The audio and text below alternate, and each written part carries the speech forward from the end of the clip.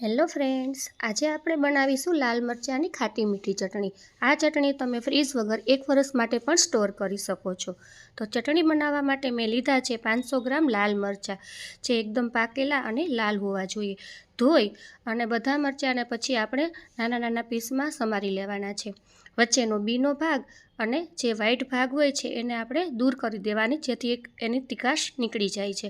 હવે અહીંયા જોઈ શકો છો કે મેં મરચાંના એકદમ નાના નાના પીસ કર્યા છે, જેથી કરીને પીસવામાં ટુકડા ન રહી જાય।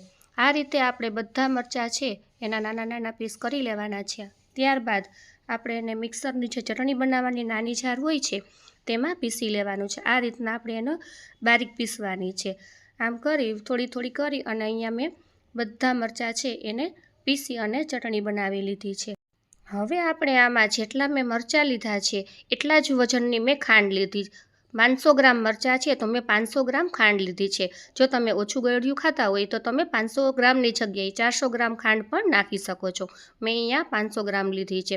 હવે ખાંડ મિક્સ કર્યા પછી બધું સરખું હલાવી અને પછી આપણે એને ગેસ ઉપર મૂકીશું।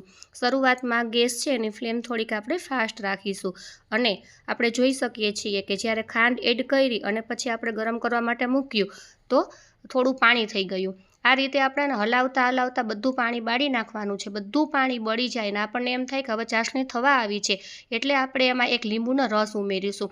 લીંબુ છે એ પ્રિઝર્વેટિવનું કામ કરે છે। અહીંયા મેં એક લીંબુનો રસ નાખ્યો છે।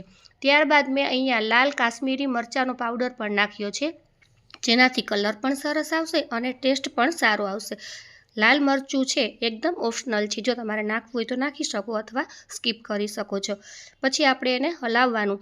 હવે આપણે જોઈ શકીએ છીએ બધું પાણી છે એ બળી ગયું છે અને જામ જેવું ઘટ થઈ ગયું છે।